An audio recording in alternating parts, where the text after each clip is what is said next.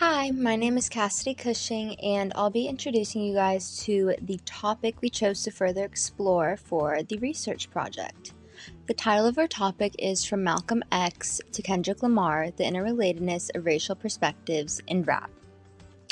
When first meeting, we were intrigued to formulate a question and a theory on a topic that college students could easily relate to in order to collect and complete our research to the best of our ability.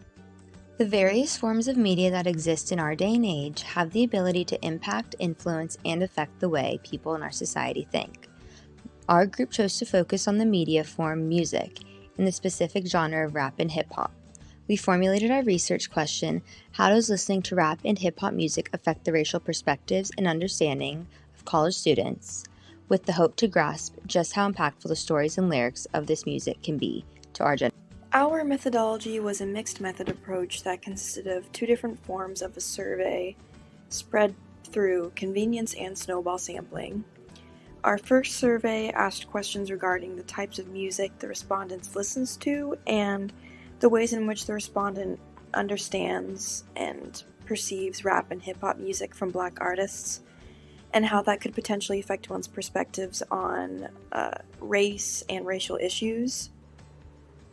The second survey we used was the implicit association test about racial bias, and we used the findings from both the surveys to make a connection between what kind of hip-hop and the artists people listen to and how that relates to their perceptions of race and racial bias.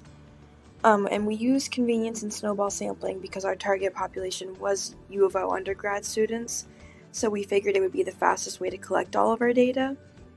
It was pretty effective, and given that our research was exploratory, our main goal was to collect the largest amount of data possible in order to find the key variables. So we had a couple of our peers go door-to-door in their dorm buildings. We also administered the survey to organizations in Greek life and around campus and colleagues at the University of Oregon, and posted on social media to spread the survey fast. In the end, we received 48 responses, which surpassed our goal of 30 for our sample size, and each of the responses was pretty in-depth and allowed us a lot of insight into our findings, which we will go into with our analysis, and This is Dolores Munoz Lozano, and this section is about our findings based on our survey. We found that 70.8% of respondents claimed to listen to music all the time. 66.7% of people said that the lyrics of a song were very important or the most important thing to them, which shows that music has the potential to impact college students. For question 5, we asked our respondents to analyze the meaning behind the lyrics in Kendrick Lamar's song, Fear. When we looked more specifically at how people analyzed Kendrick's third verse on Fear, some patterns started to appear. We found that 29.4% of respondents that did mention racial issues in their analysis had an automatic preference for European Americans over African Americans. On the other hand, 41.9% of respondents that did not mention racial issues in their analysis had an automatic preference for European Americans.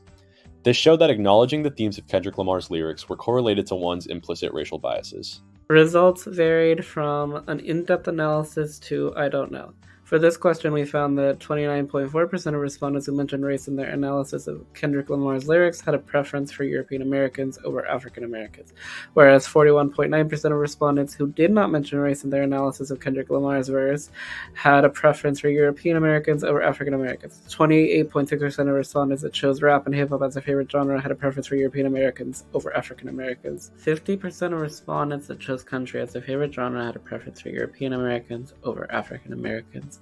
42.9% of respondents that chose something else had a preference for European Americans over African Americans. 35.4% of respondents had little to no automatic preference between European and African Americans. 39.7% of respondents had a slight to strong automatic preference to European Americans compared to African Americans collectively. Some demographic information we gathered was that 79.2% of respondents were white, while 2.1% were black, and 45.8% of the respondents were other ethnicities. Moreover, 52.1% of respondents were very left-leaning, while 2.1% of respondents were very right-leaning. Hi everyone, this is Monique Falcon. Just following the previous slide of our findings, we incorporated a visual element for everyone to see exactly what these findings look like. So this is one of the first questions that was on our survey. And it's a Likert scale, so we did 1 to 5, 1 being that an individual hardly ever listened to music, and 5 being that they listened to it all the time. So looking at this bar graph, we can see that from our Likert scale of 1 to 5, 35 out of the 49 responses selected the number 5, being they listen to music all the time.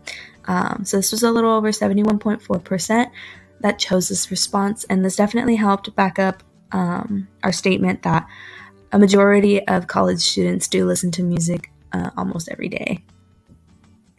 So this is another bar graph which represents the significance and the impact of music on a music consumer.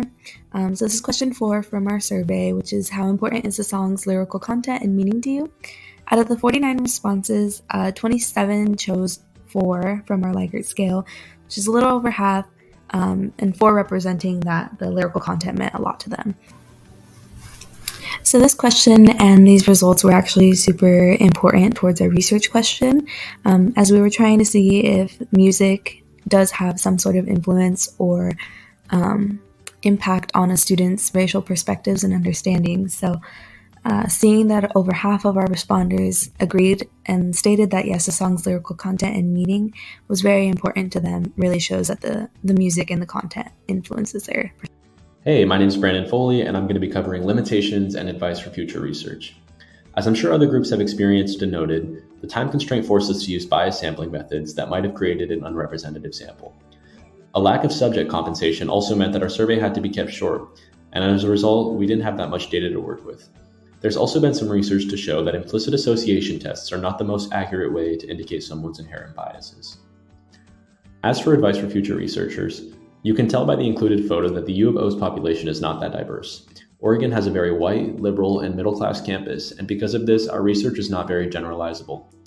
Future researchers should use a target population that is more diverse and representative of the population at large. They should also strive to use ethnographies and interviews for their methodology, so that they can gather more qualitative, rich,